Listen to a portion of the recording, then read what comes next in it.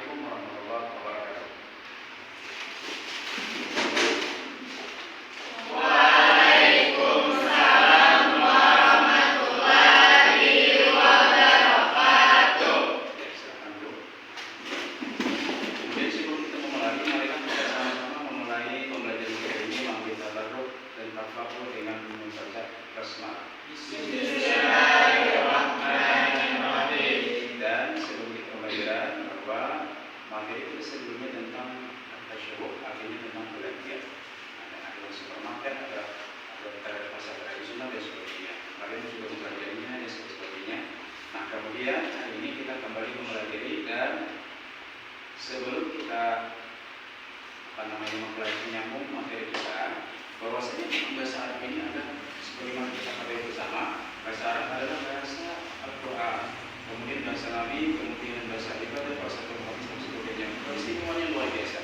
Jadi jangan sampai kita menyanyikan bahasa Arab. Kemudian hadis Nabi Muhammad Arab destinasi jenisnya bahasa Arab ketiga, yakni Arabiun, bahasa Arab, kedua adalah ulama Arabiun, kemudian adalah kalangan ahlinya Arabiun. Karena yang ketiga adalah penduduk surga nantinya semuanya satu bahasa, yakni bahasa Arab. Jadi kita senang dengan bahasa Arab. Makanya yang akhir Arab, jadi bahasa Arab. Walaupun kita ada Arab, walaupun kita tidak mengerti materi sebagainya, mudah-mudahan kita mendapat pemahaman tentang bahasa Arab ini. Kemudian yang berikutnya, tujuan kita pembelajaran pada hari ini ada yang disebut dengan kompetensi isi, kompetensi dasar, kemudian ada tujuan. Oke. Terus kompetensi atau kompetensi isi. Nah, biasanya KI ini 1 sampai 4 semuanya sama. Yang pertama, menghayati dan mengamalkan ajaran agama yang dianutnya. Kemudian yang kedua, menghayati dan mengamalkan perilaku jujur, disiplin, tanggung jawab, peduli, menggotong, seterusnya. Kemudian yang keempat, memahami, menerapkan, menganalisis pengetahuan faktual dan seterusnya. Kemudian yang keempat, mengolah, menalar dan menyaji dalam ranah konkret dan ranah abstrak dan seterusnya. Nah, kemudian kompetensi dasar ada 3.3, memahami fungsi sosial, struktur, teks, dan unsur kebahasaan, bunyi, kata, dan seterusnya.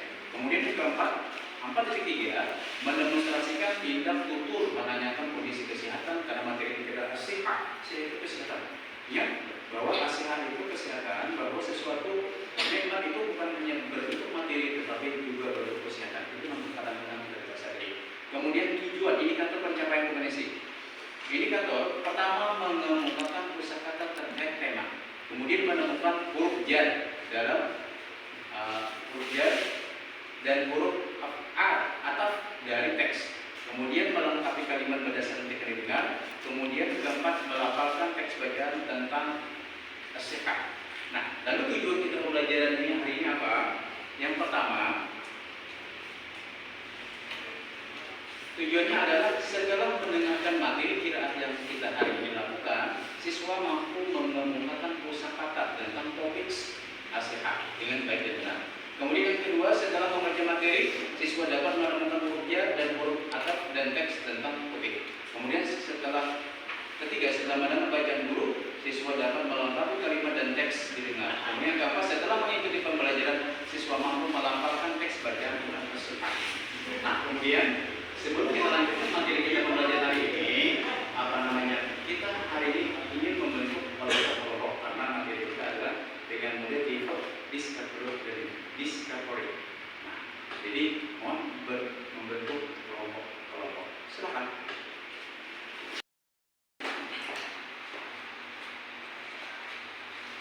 Nah, siswa untuk memperhatikan materi kita hari ini serta mengamati, mencermati serta membaca teks masing-masing.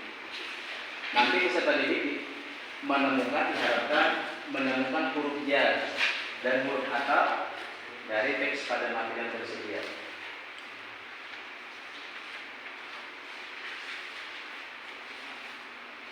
Kemudian silakan siswa untuk mengidentifikasi, mengenali kembali sebanyak mungkin pertanyaan yang berkaitan dengan materi yang disajikan.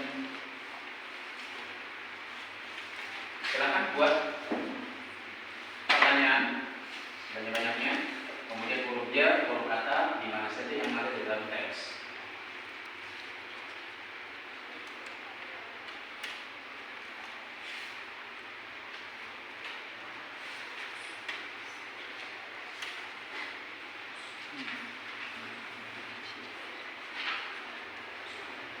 Bedanya beda.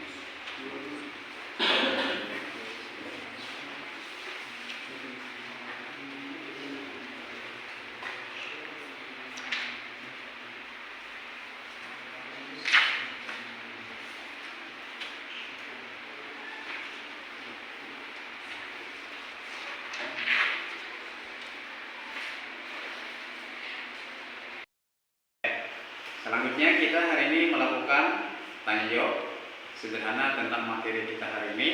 Kemudian siswa diharapkan proaktif untuk bertanya dan menjawab sebelum nanti Bapak menerangkan lebih lanjut materi kita. Kemudian selanjutnya adakah yang bertanya? Yang bertanya Pak, Oke, silakan. bagaimana huruf jar masuk dalam bahasa kalimat bahasa Arab? Ya, silakan. Huruf jar apabila masuk ke dalam kalimat bahasa Arab, maka ia disebut isim majrur. Isim majrur memiliki tanda berharakat kasrah atau kasratain jika bentuknya mufrad, jamak taksir dan jamak muannats salim. Ya jika bentuknya tasmiyah dan jamak muzakkar salim. Berharakat fathah jika termasuk isim ghairu munsharif. Tadi alhamdulillah jawabannya sudah sempurna sesuai yang diharapkan, kira-kira dapat dimengerti semuanya. Kemudian adakah lagi pertanyaan? Semakin banyak pertanyaan kita semakin bagus. Oke, adakah yang bertanya? Silakan. Saya izin bertanya Pak, Ya, silakan. apa fungsi huruf ataf? Oke, pertanyaan bagus. Adakah yang lain ingin menanggapinya? Jawab Pak. Ya, silakan.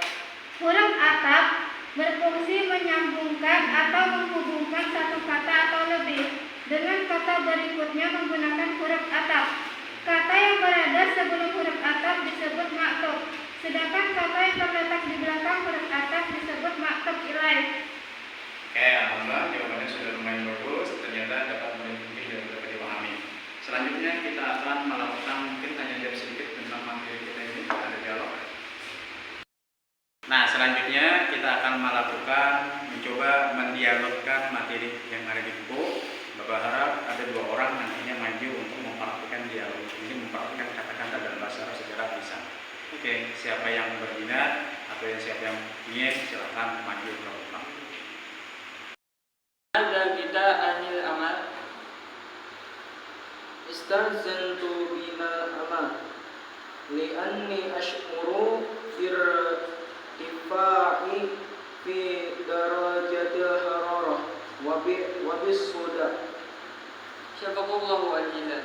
Dani akis hararata ini qiyasil hararah.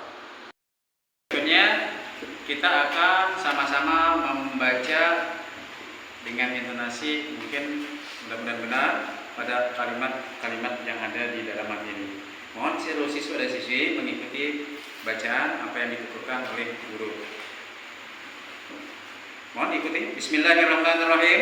Bismillahirrahmanirrahim. Al-walidu. Al-walidu. Limada gibta 'anil amal?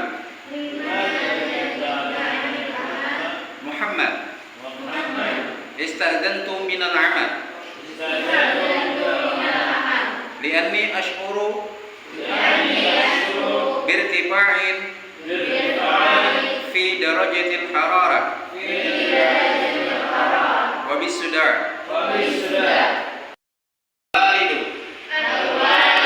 Syafaqallahu ajilan. Da'ni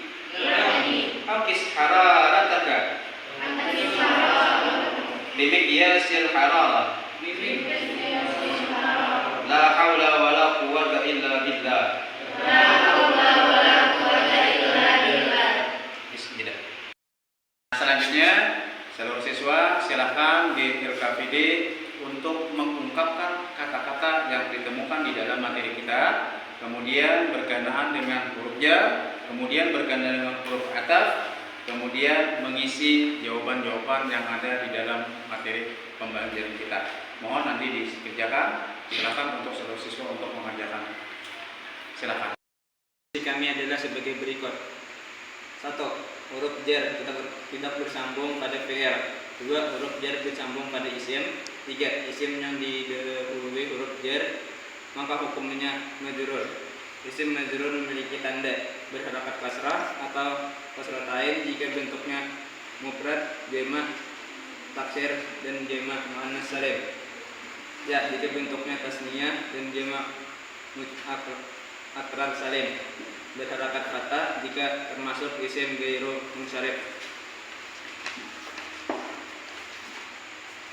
1. Ataf menyambung menghubungkan satu kata lebih dengan kata berikutnya menggunakan huruf ataf. 2.